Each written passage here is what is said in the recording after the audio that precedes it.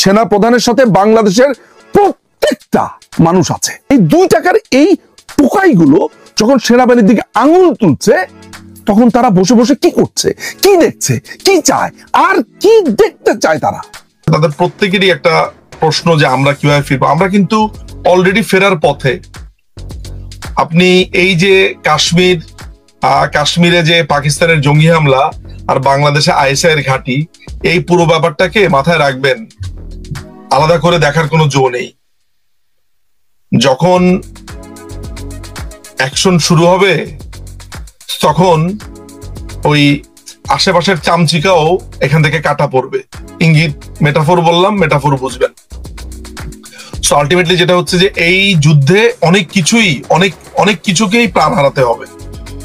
মাথায় রাখবেন, এটাকে শুধু পাকিস্তানের সাথে ভারতের সমস্যা আইসোলেট করে দেখার কোনো ইচ্ছা নেই। আপনি আর একটু বিগার পিকচার ভাবে দেখেন। দেখুন, আপনাকে অনেক ধন্যবাদ। আমাদের মাননীয় প্রধানমন্ত্রী শেখ হাসিনা আজকে থেকে বছরখানেক আগে একটা ভবিষ্যৎবাণী করেছিলেন। দেখেন, একটা দীর্ঘ সময় ভারতের যেই 7 রাজ্যের কথা বলা হয়, 7 সিস্টার্স, এই জায়গাটিকে অস্থিতিশীল করবার জন্য এখানে যেই বিচ্ছিন্নতাবাদী যারা কথিত স্বায়ত্তশাসন বা একটা আলাদা দেশ চাচ্ছে, তাদেরকে অস্ত্র এবং গোলাবারুদ দেওয়ার চেষ্টা করেছে। অস্ত্র এবং গোলাবারুদ দিয়ে 10টা অস্ত্র মামলা, সেগুলো নিশ্চয়ই আপনারা জানেন। একটা দীর্ঘ সময় ভারতের ওই অঞ্চলকে যেভাবে অস্থিতিশীল করা হয়েছে, অন্যভাবে বাংলাদেশের পার্বত্য অঞ্চলকেও নানানভাবে অস্থিতিশীল করে রাখা হয়েছিল এবং সেটা হচ্ছে। মাননীয় প্রধানমন্ত্রী আজকে থেকে বছরখানেক আগেই, ইনফ্যাক্ট গত বছরের শুরুতে কিংবা 2023-এর শেষের দিকে তিনি বলেছিলেন যে পশ্চিমারা তার কাছে 2টো জিনিস চেয়েছে। একটা হচ্ছে পার্বত্য চট্টগ্রাম, মিজোরাম, ওই অঞ্চলগুলোকে কেন্দ্র করে একটা ইহুদি খ্রিস্টান রাষ্ট্র পশ্চিমারা বানাতে চায়। আর আরেকটা ব্যাপারে তারা তার কাছে চেয়েছে, প্রেশার দিয়েছে, সেটা হচ্ছে যে সেন্ট মার্টিনে তারা একটা মিলিটারি বেজ, একটা নেভি বেজ তারা তৈরি করতে চায়। এই ব্যাপারগুলো নানানভাবে অনেকেই হেসে উড়িয়ে দিয়েছে, অনেকেই বলেছে যে এটা সত্য নয়। কিন্তু প্রধানমন্ত্রী যখন হুইসেল ব্লোয়ারের মতো হুইসেল ব্লো করেন দেশের একজন প্রধানমন্ত্রী, তখন বুঝে নিতে হয় যে এটি আর আসলে সেই কল্পকথা বা চিন্তা ভাবনার মধ্যে সীমাবদ্ধ নয়, এটা ফ্যাক্ট। প্রধানমন্ত্রী জাতির উদ্দেশ্যে নিশ্চয়ই তিনি এই তথ্য তুলে ধরেছেন এবং সে নিশ্চয়ই তিনি সেটাতে মিসলেট করবার উদ্দেশ্যে নয়, এটা দীর্ঘ সময় ধরে তার পেছনে এটা লেগে আছে। আপনাকে প্রথমে এই জিনিসটা একটু মাথায় রাখতে হবে। সেকেন্ড আরেকটা অংশ বলি, আমি সবসময় আর কি আগ্রহী বিভিন্ন ফ্যাক্ট গুলোকে বলে তখন আপনাকে একটা চিত্র সামনে নিয়ে আসলে আপনার জন্য এটা ইজি, এটাকে কানেক্ট করা। এরপরে আমি চলে যাচ্ছি যে বিজেপি সরকার কিন্তু একটা দীর্ঘ সময় ধরে বলে এসেছে যে জর্জ সরোসের যে ওপেন ফাউন্ডেশন,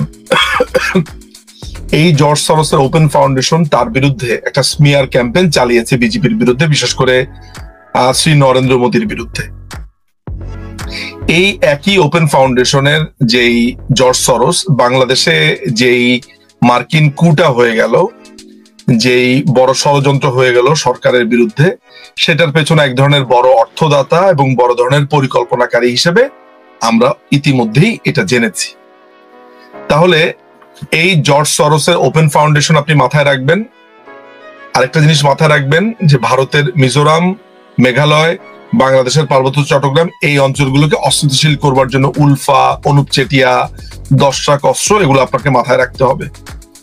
এখন এই অঞ্চলকে নিয়ে যখন আমরা কথা বলছি, তখন আমরা যেটা দেখতে পেলাম সেটা হচ্ছে যে রাখাইন থেকে আপনারা জানেন যে সেখানে একটা গণহত্যা সংঘটিত হয়েছে। মাননীয় প্রধানমন্ত্রী আপনার দেশরত্ন আপনার যেটা করেছেন, সেই সময় এতগুলো এত মানবিক একটা সিচুয়েশন, 1971 সালে আমাদের প্রতিও ভারত এই দরদটা দেখিয়েছে। একটা দায়িত্বের জায়গা থেকে আমাদের এতগুলো সঙ্গীন মানুষকে, সংকটাপূর্ণ মানুষকে সেখানে স্থান দিয়েছেন।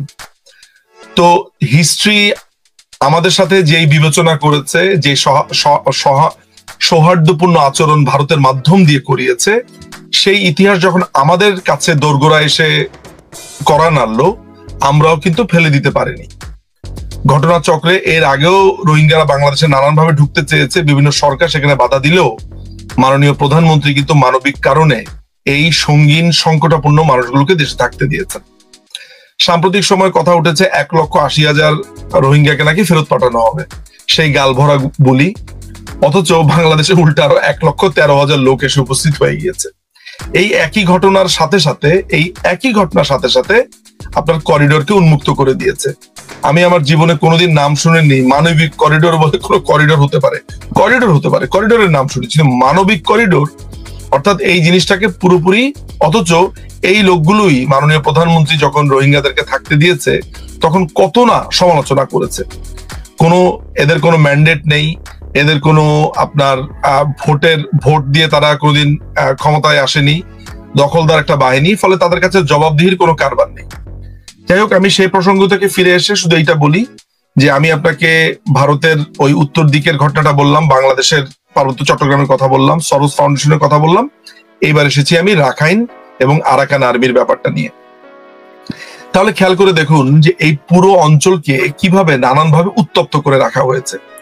আমেরিকা চাচ্ছে, আমেরিকার যে ডিপ স্টেট তারা এখানে একটা রাষ্ট্র বানানোর জন্য এখানে উদ্গ্রীব হয়ে আছে এবং সেটারই একটা অংশ হিসেবে এখন তারা চাচ্ছে যে বাংলাদেশের সেনাবাহিনীকে ব্যবহার করে আরাকান আর্মি যেই জান্তার বিরুদ্ধে যেই সংগ্রাম করছে তাদেরকে বাংলাদেশের মাধ্যমে সেখানে ইকুইপ করা।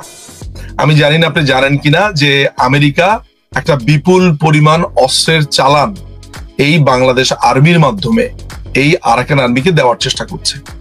তো আমেরিকা এই খরচটা, এই বাজেটটা, এত তৎপরতা, আপনারা জানেন যে এরই মধ্যে আমেরিকার যেই সেনা অফিসাররা তারা এখানে ঘুরে গেছে, তারা এখানে এসেছে, তারপরে ওয়াকারের সাথে তারা মিটিং করেছে এবং খুবই সিরিয়াস মিটিং করেছে আরাকান আর্মির ব্যাপারে। তার মানে হচ্ছে যে এই অংশটা কিছুদিনের মধ্যেই স্বাধীনতার ঘোষণা দেবে, তারা এক ধরনের যুদ্ধ জড়িয়ে যাবে, মায়ানমার থেকে বিচ্ছিন্ন হওয়ার পায়তারা করছে। যদি একটা স্বাধীন রাষ্ট্র এখানে হয় তাহলে ভারত এবং বাংলাদেশের জন্য ঠিক ব্যাপারটা কতটা ভয়ানক একটা ব্যাপার হবে আপনি চিন্তা করে দেখছেন যে দুইটা দেশের মাঝখানে আরেকটা দেশ এসে উপস্থিত হয়েছে এবং যেটা তাদের মেইন ল্যান্ড অর্থাৎ যে বার্মা, তাদের সাথে কি ভয়াবহ একটা পরিস্থিতি তৈরি হবে। তখন এই জায়গাটার কন্ট্রোলে থাকবে কি? এই জায়গার কন্ট্রোলটা মার্কিনিরা নিতে চাইছে। চায়নার সাথে একটা বড় ধরনের টেনশনেরও একটা বড় ধরনের সুযোগ আমি দেখতে পাচ্ছি। তাহলে যদি ওই জায়গাটাতে তারা দখল নিয়ে নিতে পারে, একটা আলাদা দেশ করতে পারে, তাহলে সামরিক ক্ষেত্রে ব্যবসা বাণিজ্যের যেই সমুদ্রের যে করিডোর আছে সেই জায়গাটাতে এবং যে বেলটা আমরা জানি, এই পুরো জায়গাটা অত্যন্ত একটা সংকটাপূর্ণ অবস্থার ভিতরে চলে যাবে। তাহলে আমি যেটাকে দেখতে পাই আর কি, সেটা হচ্ছে যে এই মায়ানমারের এই অংশটাকে স্বাধীন করবার জন্য মার্কিনীদের একটা তৎপরতা চোখে পড়বার মতো। একই সাথে সেখানে পাকিস্তানি বিভিন্ন জেনারেলরা আসা, তাদের সাথে সায় দেওয়া, সেখানে আইএসআই ঘাঁটি করা, আপনি দুয়ে মিলে এমন একটা অবস্থা তৈরি হয়েছে যে এই অঞ্চলটা যেন একটা বারুদের উপরে চলে যাচ্ছে। ফলে এই যে 1,13,000 লোক আসলো, এই 1,13,000 লোক কেন আসবে এই মুহূর্তে? সেখানে কি নতুন করে কোনো গণহত্যা হয়েছে? সেখানে কি নতুন করে এমন কোনো ঘটনা ঘটেছে? না, এবার বাংলাদেশকেই টাকা দিয়ে সেখানে নতুন রাষ্ট্র করবার পরিকল্পনা করা হচ্ছে। তাহলে আপনি পুরো ব্যাপারটা বুঝে দেখেন যে আমরা যেন দায় নিয়ে নিয়েছি যে পুরো মায়ানমারকে বাংলাদেশে জায়গা দেওয়ার জন্য। কক্সবাজার অঞ্চলে, নাফ নদীর তীরবর্তী অঞ্চলে যারা থাকে বা এই জায়গাতে যারা থাকে তাদের জীবনের কথা আমরা কোনোদিন চিন্তা করছি না। সেখানে ডাকাতি, রাহাজানি, চুরি, ছিনতাই এবং সবচেয়ে বড় ব্যাপার, এই রোহিঙ্গারা কিন্তু প্রচন্ড উগ্রবাদী, তাদের ব্যবহার প্রচন্ড রকমের খারাপ, তারা প্রচন্ড উগ্র, অস্ত্রবাজ, মাদকবাজ, প্রত্যেকে মোটামুটি মাদকের ব্যবসা করে, অশিক্ষা, কুশিক্ষা, মানে একটা থার্ড ক্লাস একটা জনগোষ্ঠীকে আপনি আপনার কাঁধে এসে চড়িয়ে দিয়েছেন। সো এই যে এদেরকে যে মাননীয় প্রধানমন্ত্রী থাকা অবস্থাতে তাদেরকে যে ভাষাঞ্চরে একদম কমপ্লিটলি আইসোলেটেড করে রাখার যে প্রচেষ্টা, সেটাও আপনার ব্যাহত হয়েছে, সেটাও আপনার থেমে গিয়েছে। তাহলে সবকিছু মিলিয়ে আমি যেটা বলবো যে বাংলাদেশের সার্বভৌমত্ব এখন প্রশ্নের প্রশ্নের সম্মুখীন যে অন্য দেশের একটা রেবেল আর্মি বাংলাদেশে যখন তখন এসে ঢুকে পড়ছে, সেখানে তারা জলকেলি করছে, তারা কনসার্ট করছে, গান গাচ্ছে, করিডোর খুলে দেওয়া হয়েছে, যখন তখন আপনি মায়ানমারে ঢুকে যাবেন, আপনি বার্মাতে ঢুকে যাবেন, মানে পুরো ব্যাপারটা যেন একটা মগের মূল্যকে পরিণত হয়েছে। কোনো ভোট নেই, ম্যান্ডেট নেই, কিচ্ছু নেই, আপনার যা খুশি আপনি তা করতে পারবেন। আমি ব্যাপারটাকে অত্যন্ত একটা ভয়ঙ্কর আকারে দেখি। এই দেশের সার্বভৌমত্ব একেবারে ধূলিসাৎ হওয়ার পথে। আর দীপাংশু দা একটা কথা বলেছেন যে তিনি চান না বাংলাদেশ পাকিস্তান হোক বা মৌলবাদী রাষ্ট্র হোক, কিন্তু আমার অ্যাসেসমেন্ট তো বলছে এটা পূর্ব পাকিস্তান ইতিমধ্যে হয়ে গেছে। 5ই আগস্টের পর থেকে বাংলাদেশে যা চলছে এটাকে পূর্ব পাকিস্তানের বাইরে আর অন্য কিছু বলা কি সাজে? এটা আপনাদের বিবেচনার উপর আমি ছেড়ে দিলাম।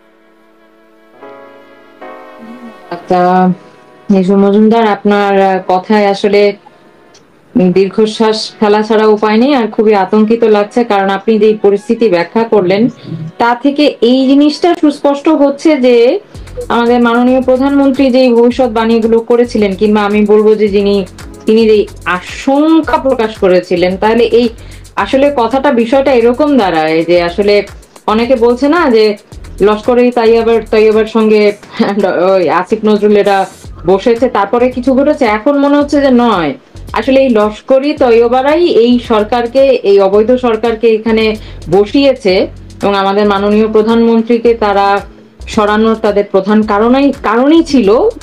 এসব এতদিন হতে পারছিল না, যা এখন আমরা দেখতে পাচ্ছি। বাংলাদেশের নিরাপত্তা একেবারে শেষ। আমি এখানে একটা কথা বলে রাখা ভালো দীপান্বিতা, যে এই পুরো ঘটনাতে প্রধানমন্ত্রী ছিলেন একটা বড় বাধার মতো।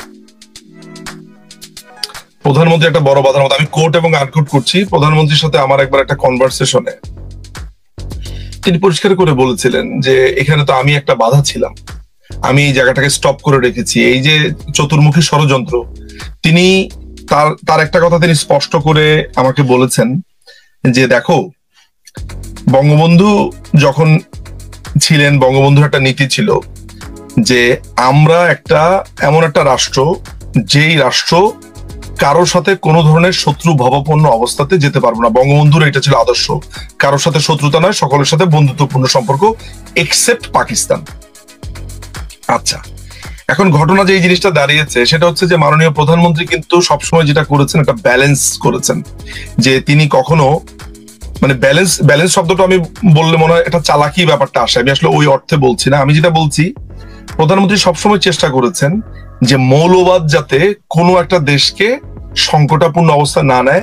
কারণ আমার প্রতিবেশী যদি ভালো থাকে, আমার প্রতিবেশী কারা? আমার দুটো ক্লোজ প্রতিবেশী আছে, একটা হচ্ছে বৃহৎ ভারত এবং আরেকটি মিয়ানমার। এই দুটো রাষ্ট্রের স্টেবিলিটি থাকলে বাংলাদেশ কিন্তু ভালো থাকবে। বিশেষ করে ভারতকে আপনি অস্থিতিশীল করলে আপনি নিজে ভালো থাকবেন, কারণ ভারতের সাথে আপনার ব্যবসা আছে, বাণিজ্য আছে, সম্পর্ক আছে। বিপদে আপদে ভারত আপনার পাশে এসে দাঁড়িয়েছে, অতীতেও ভবিষ্যতেও। ফলে এই স্ট্র্যাটেজিটা আমরা রেখেছি। অথচ 5ই আগস্টের পর আমরা কি দেখলাম?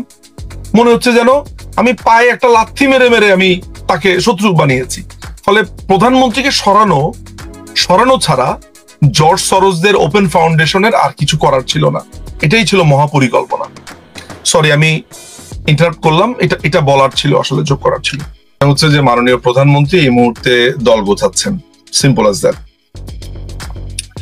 তিনি এখনো পর্যন্ত প্রায় আমি সংখ্যা বলাটা ঠিক হবে কিনা আমি জানি না, আমি সংখ্যাটা বরঞ্চ নাই বলি। তিনি 64টা জেলার একটা অধিকাংশ জেলা কভার করে ফেলেছেন।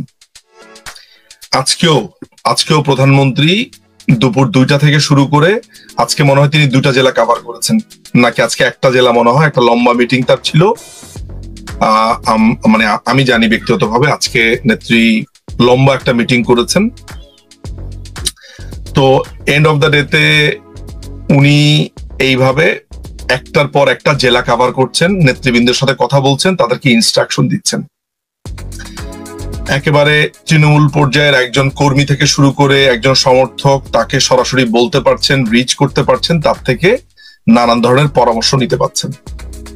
নেত্রী আমাকে আজকে পরিষ্কার করেও বলেছেন যে তিনি তার সপ্তাহে 7 দিন কোনো ছুটি টুটি নাই, কিচ্ছু নাই।